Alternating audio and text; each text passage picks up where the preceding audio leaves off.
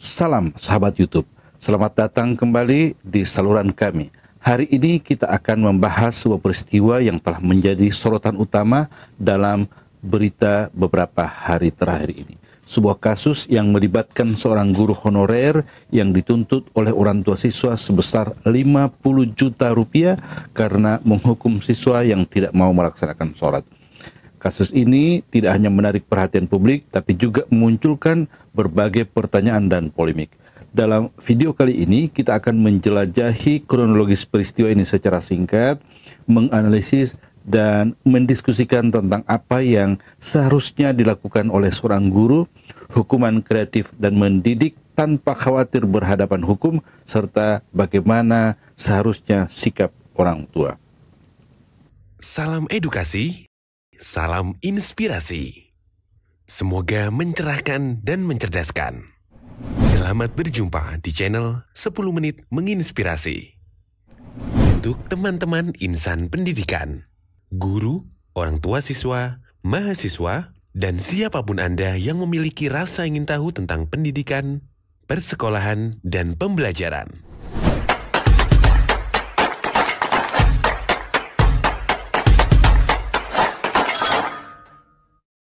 Mari kita mulai. Kronologis singkat. Dikutip dari berbagai sumber, ia adalah Akbar Sarosa, guru pendidikan agama Islam di SMK Negeri 1 Taliwang, Sumbawa Barat, Nusa Tenggara Barat. Akbar, sang guru honorer, dituntut 50 juta rupiah oleh orang tua karena tidak terima anaknya dihukum karena tidak mau melaksanakan sholat. Awalnya, Akbar Sarosa mencoba menegur 3 orang siswa yang tidak mau sholat, tetapi teguran tersebut tidak dihiraukan. Situasi semakin memanas ketika siswa dihukum dengan cara dipukul telapak tangan dan pundak sebagai bentuk hukuman atas penolakan mereka untuk sholat. Orang tua murid yang tidak terima tindakan tersebut melaporkan Akbar kepada pihak berwajib karena merasa anaknya tidak pantas dihukum dengan cara seperti itu. Ini hanya dilakukan oleh satu orang tua siswa, sedangkan 2 lainnya tidak melakukan pengaduan. Atas kejadian yang menimpa Pak Guru Akbar tersebut, akhirnya guru-guru yang tergabung dalam Persatuan Guru Republik Indonesia (PGRI) dan Asosiasi Guru Pendidikan Agama Islam Indonesia menggelar aksi solidaritas di depan gedung DPRD Kabupaten Taliwang. Aksi tersebut dimaksudkan agar anggota DPRD mendengarkan aspirasi guru terhadap kasus ini. Tinjauan regulasi. Berikut beberapa aturan hukum yang mengatur tentang pemberian hukuman dan kewenangan guru terhadap siswa.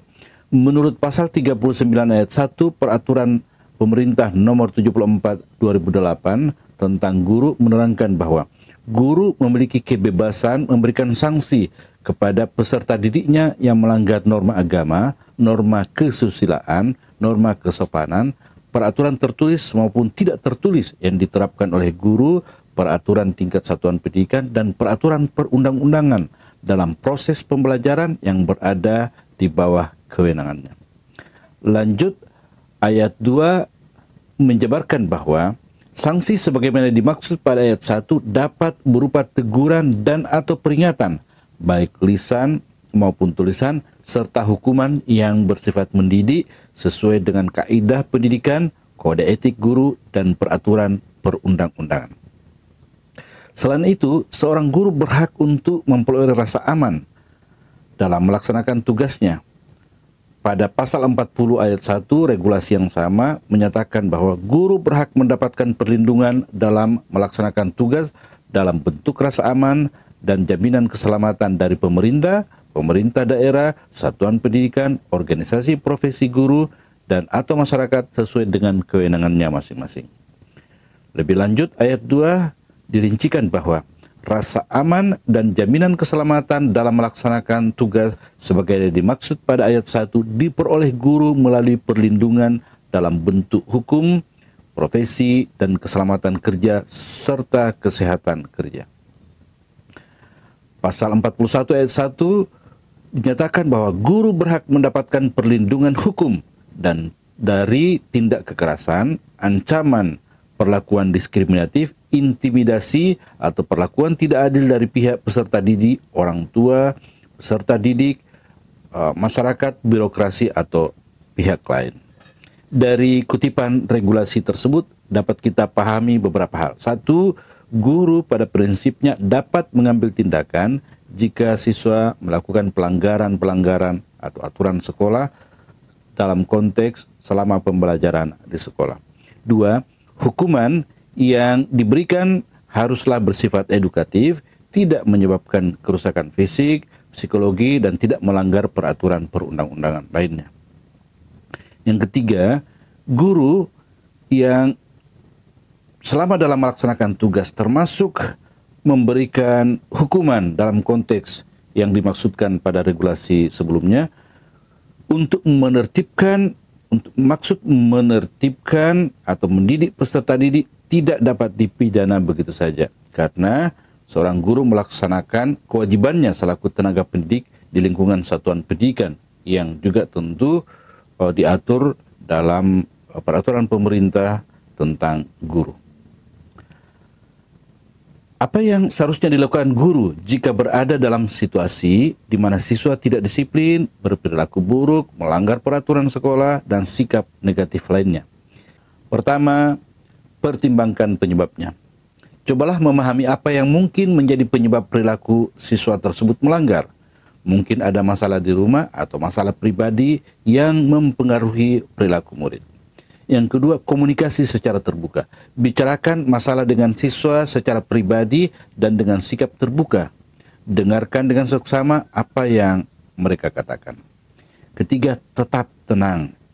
Pertahankan ketenangan saat menghadapi perilaku siswa yang nakal. Jangan terbawa emosi. Yang keempat, berikan dukungan emosional. Tunjukkan empati dan dukungan kepada siswa. Mereka mungkin membutuhkan bimbingan dan perhatian ekstra dari orang lain, termasuk dari guru. Kelima, jangan memarahi atau merendahkan. Hindari menghina atau memarahi siswa di depan teman-temannya. Ini akan dapat memperburuk situasi. Yang keenam, peraturan konsisten. Pastikan semua siswa tahu aturan sekolah dan konsekuensi jika aturan tersebut dilanggar. Jadi ada peraturan dan tata tertib sekolah dan itu disosialisasikan baik di kalangan guru, kalangan siswa, pada orang tua terutama. Ada momen penerimaan siswa baru. Dipastikan bahwa semua siswa tahu dan juga konsekuensi jika melanggar peraturan. Yang ketujuh, diskusikan konsekuensinya. Jelaskan konsekuensi yang mungkin timbul dari perilaku yang tidak sesuai. Biarkan siswa menyadari akibat dari tindakan mereka. Kedelapan, dorong kebijakan perbaikan. Ajak siswa untuk berpartisipasi dalam perbaikan perilaku mereka sendiri. Bantu mereka merencanakan cara untuk berperilaku lebih baik. Kesembilan, bentuk koneksi. Cobalah membangun hubungan positif dengan siswa sehingga mereka merasa lebih terhubung dengan Anda. Ada hubungan emosional antara guru dan siswa tersebut. Kesepuluh, timbang solusi alternatif. Bantu siswa menentukan solusi alternatif untuk mengatasi masalah atau konflik yang mereka alami. 11. Beri penghargaan untuk perilaku positif. Berikan penghargaan atas pujian kepada siswa yang lain ketika mereka menunjukkan perilaku yang positif. Sehingga keputusan kita proporsional, memberikan pujian kepada yang berperilaku positif sekaligus memberikan punishment kepada mereka yang melanggar. 12.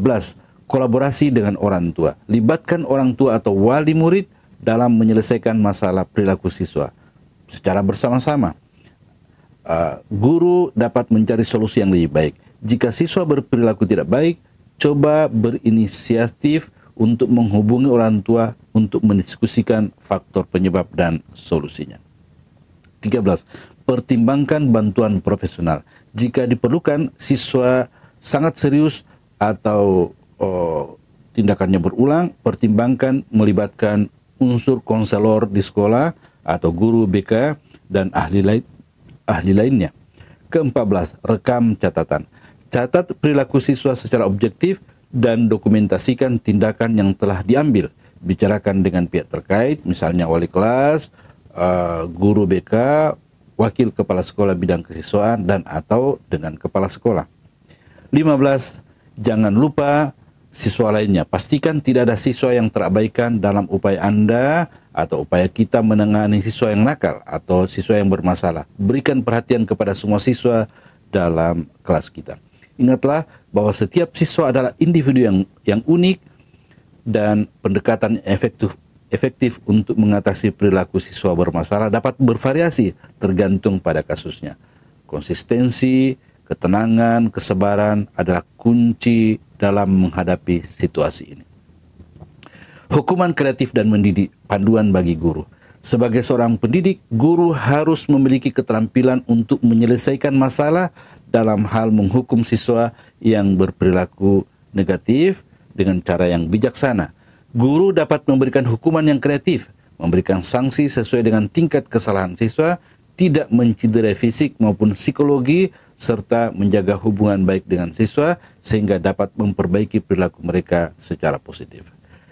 Cara cerdas untuk menghindari kedua situasi tersebut adalah dengan memberikan hukuman dan pendisiplinan tanpa kekerasan. Lalu bagaimana menghukum yang mendidik tanpa kekerasan, tanpa hukuman fisik, tanpa khawatir guru akan berhadapan dengan hukum? 1. Memberikan pekerjaan sosial. Siswa melakukan pekerjaan sukarela di sekolah atau di luar sekolah sebagai bentuk penggantian atau konsekuensi dari apa yang siswa lakukan, agar siswa pahami ada kesalahan yang dia lakukan. Yang kedua, jurnal refleksi. Minta siswa menulis jurnal refleksi tentang tindakan mereka dan bagaimana mereka akan memperbaikinya. Jadi sekolah membuat sistem, sebuah mekanisme SOP. Jika ada siswa yang melanggar, maka salah satu yang bisa dilakukan adalah siswa harus menulis jurnal refleksi. Yang ketiga adalah kelas khusus, kelas tambahan untuk mendiskusikan perilaku dan bagaimana mereka akan memperbaikinya. Keempat, pertemuan dengan orang tua. Siswa harus menghadiri pertemuan dengan orang tua dan guru untuk membahas masalah perilaku bersama. Jadi ada pertemuan segitiga atau segi empat antara siswa, guru, dan orang tua serta pihak lainnya, misalnya guru BK, kepala sekolah, dan sebagainya. Yang kelima, menulis esai. Minta siswa menulis esai tentang dampak negatif perilaku mereka terhadap diri mereka dan orang lain. Yang keenam, mentoring oleh siswa yang lebih tua. Siswa yang melanggar peraturan dapat diarahkan kepada siswa yang lebih tua yang telah terlatih untuk dapat memberikan nasihat, memberikan masukan kepada adik kelasnya. Karena salah satu cara pendidikan adalah melalui teman sebaya, dan semakin banyak tingkat persamaan dengan orang yang memberikan nasihat, maka akan semakin tinggi tingkat efektivitasnya, siswa dengan siswa, dan seterusnya. Yang ketujuh adalah proyek sekolah. Siswa melibatkan diri dalam proyek yang positif, kegiatan-kegiatan di sekolah. Kedelapan, penciptaan aturan. Biarkan siswa mengusulkan aturan tambahan untuk kelas mereka terkait dengan perilakunya. Jadi supaya tegas, ada tambahan peraturan, baik itu level kelas maupun level sekolah. Kesembilan, meditasi dan yoga. Pengenalan teknik relaksasi untuk mengelola emosi. Jadi ada latihan pernapasan, latihan mengelola emosi sehingga siswa bisa tenang pada situasi-situasi tertentu. 10. Program remaja dapat diadakan dengan pihak luar untuk menginspirasi dan membimbing siswa. Tentu orang-orang yang profesional kita undang, pihak-pihak yang memiliki kompetensi dan tugas di bidang itu. Ke-11, penugasan kreatif. Minta siswa membuat sendiri proyek kreatif yang terkait dengan pelajaran mereka. Ke-12, grup dukungan. Siswa dapat menjadi bagian dari kelompok dukungan untuk saling membantu. Jadi diarahkan pada kegiatan-kegiatan yang positif. Yang ke-13, pembinaan psikologi. Siswa dapat diberikan layanan konseling dan psikologi. Ke-14, permainan peran. Menggunakan permainan peran atau sosiodrama untuk mengajarkan konflik dan solusi. Jadi kita akan mengajarkan kepada siswa secara berkelompok tentang bagaimana menyelesaikan konflik, bagaimana solusinya, bagaimana memediasi, tapi melalui permainan peran. Jadi kita menitipkan pesan dalam sebuah permainan yang mereka akan menyadari, oh seperti ini cara mengatasinya. Ke-15, bimbingan akademik. Fokus pada bimbingan akademik untuk meningkatkan motivasi belajar. Ke-16, pemberian tanggung jawab. Beri tanggung jawab tambahan di kelas atau di sekolah sehingga energinya bisa tersalurkan pada kegiatan-kegiatan yang positif. Ke-17, tugas mengajar. Siswa dapat diberikan pelajaran atau presentasi sebagai hukuman. Jadi dia yang menjelaskan pelajaran atau menjelaskan sesuatu kepada teman-temannya. Ke-18, proyek kepemimpinan. Minta siswa untuk memimpin proyek kolaborasi dengan teman-temannya di sekolah. Ke-19, kegiatan seni. Keterlibatan dalam kegiatan seni seperti lukisan, drama, serta penyaluran hobi atau kegiatan positif lainnya. Ke-20, pengalaman lapangan. Siswa dapat mengunjungi lembaga amal atau tempat-tempat yang bisa memberikan inspirasi baru, pemahaman baru tentang bagaimana bersikap yang baik. Hukuman-hukuman ini yang positif 1-20 seperti yang saya rancang, seperti yang saya tawarkan, dirancang untuk membantu siswa memahami konsekuensi dari perilaku mereka, merenungkan tindakan mereka dan berkembang, diharapkan bisa berkembang menjadi individu yang lebih baik tanpa menciptakan konflik dengan guru atau orang tua, kemudian akan berhadapan dengan hukum. Lalu bagaimana seharusnya orang tua menyikapi hukuman yang diberikan guru kepada anaknya? Orang tua yang bijak seharusnya tidak serta-merta menyalahkan guru atau pihak sekolah, apalagi terburu-buru melaporkan pada pihak berwajib dengan ancaman hukuman. Lalu bagaimana seharusnya orang tua bersikap? Saya akan memberikan beberapa tips. 1, dengarkan cerita anak Anda dan biarkan mereka menyelesaikan ceritanya kenapa mendapatkan hukuman sebelum Anda mengambil kesimpulan. Yang kedua, cari tahu dari pihak sekolah mengenai alasan hukuman yang diberikan kepada anak kita. Yang ketiga, jangan langsung membela anak tanpa mengetahui fakta yang sebenarnya, apalagi membela di hadapannya, diperdengarkan reaksinya dan seterusnya. Yang keempat, jangan menyalahkan guru atau pihak sekolah terlebih dahulu tanpa cari tahu apa sebenarnya yang terjadi. Kelima, tanyakan apa yang anak pahami atas hukuman yang ia dapatkan, serta penyebabnya sampai ia dihukum. Beri dia kesempatan untuk berpikir dan menjelaskan apa yang dia pahami tentang hukuman tersebut, apa maunya guru, apa yang diinginkan oleh pihak sekolah, apa yang diinginkan oleh pihak lain dari hukuman yang diberikan.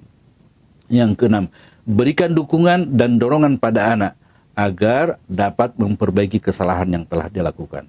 Ketujuh, jangan membandingkan anak Anda dengan orang lain, karena dengan demikian Anda akan semakin terbawa emosi. Siswa juga mungkin akan berperilaku atau berpikir negatif kepada guru dan sekolahnya. Kedelapan, jangan memperlihatkan rasa amarah dan kecewa yang berlebihan pada anak, terutama ketika dia menceritakan atau menyampaikan apa yang dialaminya. Kesembilan, jangan memberikan hukuman tambahan kepada anak setelah ia dihukum oleh guru atau pihak sekolah. Kesepuluh, jangan mengajarkan kepada anak kita untuk melawan atau membalas dendam kepada guru dan pihak sekolah. Kesebelas, ajarkan anak kita untuk bertanggung jawab atas kesalahan yang telah dilakukan dan meminta maaf jika diperlukan. Ke-12, ajarkan anak kita untuk menghargai peraturan dan norma-norma yang berlaku di lingkungan sekolah. Karena sampaikan kepada mereka dimanapun komunitas kita berada, di masyarakat, di dunia kerja, di kampus, dan dimanapun anak kita akan berada suatu saat nanti, semua ada peraturannya, semua ada regulasinya yang harus dipatuhi, baik lingkungan formal maupun tidak formal. Berikutnya, berikan pengarahan kepada anak agar dapat menghindari kesalahan serupa di masa yang akan datang. Ke-14, jangan perlihatkan sikap acuh tak acuh terhadap hukuman yang diberikan pada anak kita. Dan ke-15 terakhir, berikan apresiasi kepada anak kita ketika ia berhasil memperbaiki kesalahannya dan tidak lagi mendapatkan hukuman dari pihak sekolah. Terima kasih sudah menyaksikan. Terima kasih atas supportnya. Semoga bermanfaat. Akhirnya saya ingin menyampaikan bahwa jika teman-teman mendapat manfaat dari channel ini, silakan bagikan pada orang-orang yang dikasihi. Bagikan pula pada grup media sosial teman-teman. Dengan demikian, mereka pun bisa mendapat informasi, mungkin saja bisa terinspirasi dan tercerahkan. Karena berbagi itu indah, berbagi itu ibadah. Salam edukasi, salam inspirasi.